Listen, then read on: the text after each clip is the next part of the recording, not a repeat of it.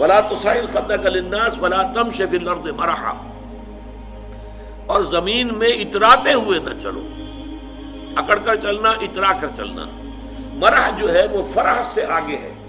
فرح کہتے ہیں خوشی سے آپے میں نہ سمانا، وہ تو خوشی سے آپے سے باہر ہو گیا، یا وہ نہیں سما رہا تھا، وہ کوئی اور لفظ میرے ذہن میں نہیں آ رہا اس وقت۔ تو یہ جو اس فرح سے آگے مرح ہے، اس میں یہ ہے کہ انسان اترا کر اپنی بڑائی، اپنی خوبی کا اظہار بھی کرتا ہے۔ ولا تمش فی الارض مرحا۔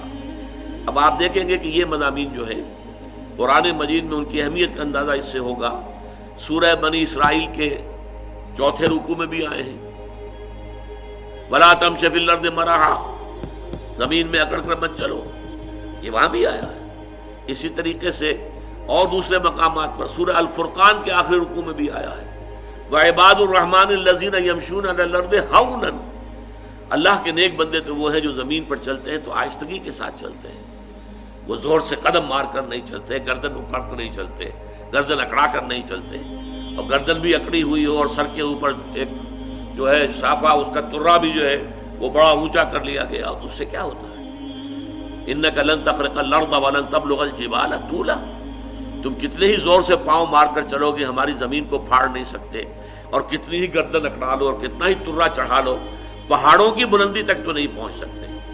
تو یہ در حقیقت مضمون بہت اہم ہے، متعدد مقامات پر آیا ہے، اور سورۃ الفرقان کا جو آخری رکوع ہے وہ تو ہمارے منتخب نصاب میں ہے، اور وہ تفصیل سے ہم پڑھیں گے۔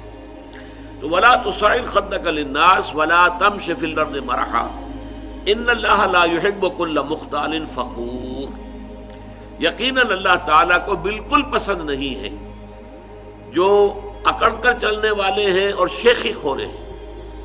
مختال کا لفظ بڑا پیارا ہے، یہ خیل سے بنا ہے۔ خیل جو ہے اعلیٰ نسل کا گھوڑا، بہت اونچی جس کی پیڈگری ہو، اگر آپ اس کی چال دیکھیں گے، اس کی چال میں ایک تمکنت ہوتی ہے۔ جب انسان اپنی چال میں یہی تمکنت اختیار کرتا ہے تو یہ اختیال ہے، گویا کہ خیل کا سا انداز اختیار کرنا اپنے چلنے میں، خیل سے باب افتعال بنا اختیال، تو اللہ تعالیٰ کو بالکل پسند نہیں ہے۔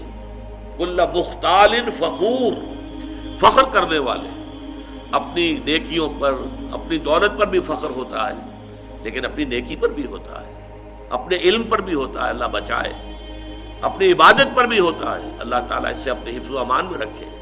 ان اللہ لا يحب كل مختال فخور واقصد فی مشیک، اپنی چال میں میانہ روی اختیار کرو۔ یہ چال سے مراد یہاں پر صرف چلنا نہیں ہے، بلکہ پوری زندگی میں روش جسے ہم کہتے ہیں، اپنی روش میں۔ اب روش بھی اصل میں تو چلنے کے معنی میں آتا ہے، لیکن روش کیا ہے؟ رویہ، روش ہر اعتبار سے ایک درمیانی کیفیت۔ والقصد فی الفقر والغنا، حضور نے فرمایا ایک حدیث میں کہ مجھے میرے پروردگار نے 9 باتوں کا حکم دیا ہے، ان میں سے ایک یہ بھی ہے کہ چاہے تنگی ہو اور چاہے کشادگی ہو، کافی مال موجود ہو، ہر حال میں اقتصاد، قصد، درمیانی راستہ اختیار کرنا۔ یعنی یہ کہ اگر بہت تنگی ہے تو کوئی حرج نہیں ہے، کسی وقت قرض بھی لیا جا سکتا ہے، لیکن یہ کہ جو ضروری کام کرنے کے ہیں وہ کرنے ہی ہیں۔ اور اگر زیادہ دولت آ گئی ہے تو بہت زیادہ کھل کھیلنے کی ضرورت نہیں ہے، اس میں بھی یہ ہے کہ محتاط انسان جو ہے وہ خرچ کرے، صحیح جگہ پر خرچ کرے۔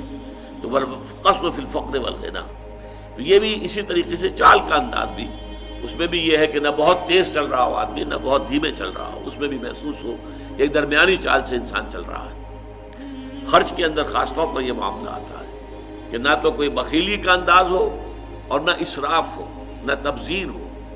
اسراف سے تبذیر اور زیادہ بری شے ہے۔ اسراف تو یہ ہے کہ آپ حقیقت میں جس شے کی ضرورت ہے اس پر ضرورت سے زیادہ خرچ کریں، یہ اسراف ہے۔ کھانا آپ کی ضرورت ہے، وہ ایک سالن روٹی سے بھی گزارا ہو سکتا ہے، کئی ڈشز، کئی کھانے، یہ اسراف ہے۔ اس کو حضور نے منع کیا، ناپسند کیا، سختی سے ناپسند کیا۔ بلکہ آپ نے فرمایا کہ اگر روٹی میں گھی لگا ہوا ہو تو پھر سالن کی بھی ضرورت نہیں، کیونکہ اس کا سالن اس کے اندر موجود ہے، گھی جو اس میں لگا ہوا وہ کافی ہے۔ آپ اس کو حلق سے اتارنے کے لیے بڑی آسانی کے ساتھ نرم ہو جاتی ہے روٹی، سالن کی ضرورت یہی ہوتی ہے۔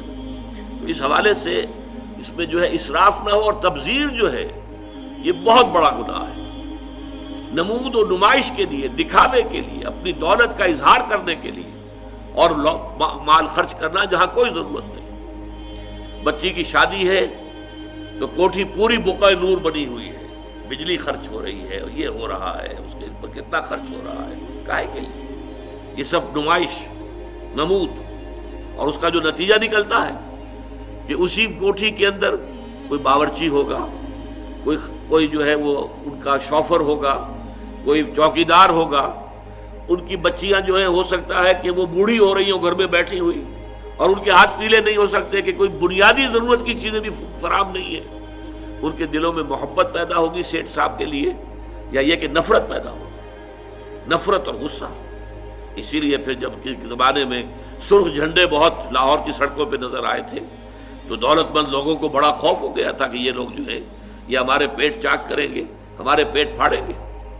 یہ نفرتیں پیدا ہوتی ہیں۔ اسی لیے کہا گیا ان المبذرین کانوا اخوان الشیاطین۔ یہ سورہ بنی اسرائیل میں یہ بھی ہمارے منتخب نصاب میں درس آ جائے گا کہ یہ جو نمود و نمائش کے لیے دولت اڑانے والے لوگ ہیں یہ تو شیطانوں کے بھائی ہیں۔ وَكَانَ الشَّيْطَانُ لِرَبِّهِ كَفُورًا، اور یقیناً شیطان جو ہے وہ اپنے پروردگار کے لیے، اپنے مالک اور رب کے حق میں بہت ہی ناشکرا تھا۔